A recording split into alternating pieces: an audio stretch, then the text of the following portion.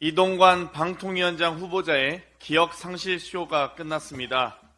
개인정보 보호와 사생활 보호를 핑계로 대부분의 자료 제출을 거부했고 처음부터 끝까지 발뺌, 모르쇠로 일관한 후보자의 태도는 윤석열 정부의 국회 무시 트렌드와 같았습니다. 후보자 부인이 생활기록부 내용을 고쳐달라고 요구했다는 담임 교사의 인터뷰 보도를 거짓말이라 주장하고 이를 여당은 결정적인 증거인 참고인 채택은 반대하는 코미디를 하였습니다.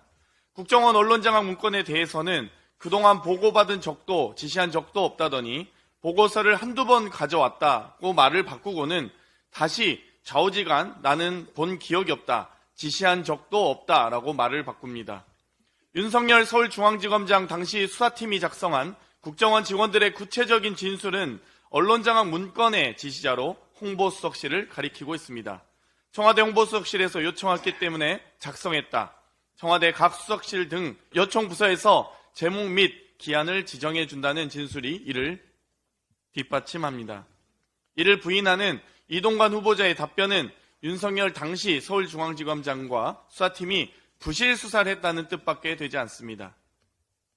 후보자 배우자가 인사청탁과 함께 2천만 원을 받았다가 돌려준 시점도 후보자와 돈을 전달한 사람의 말이 다릅니다.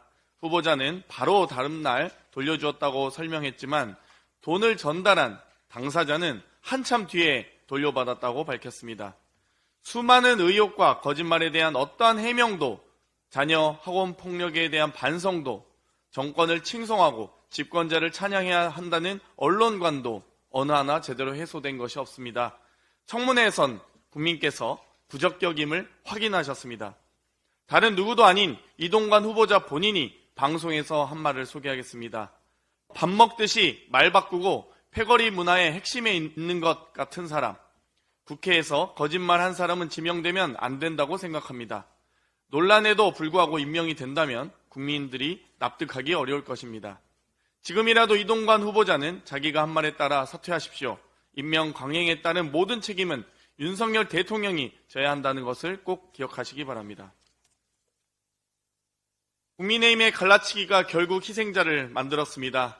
한낱 묻지마 강간 살인 사건이 일어난 관악구 여성 안심 귀갓길 예산을 전액 삭감했었다고 합니다.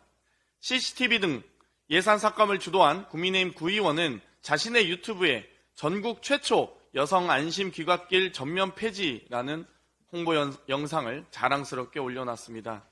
여성 안심 귀갓길은 경찰과 범죄 피해가 빈번하게 일어나는 지역을 선정하는 것이라는 관악구 담당 과장의 설명은 철저히 무시당했습니다.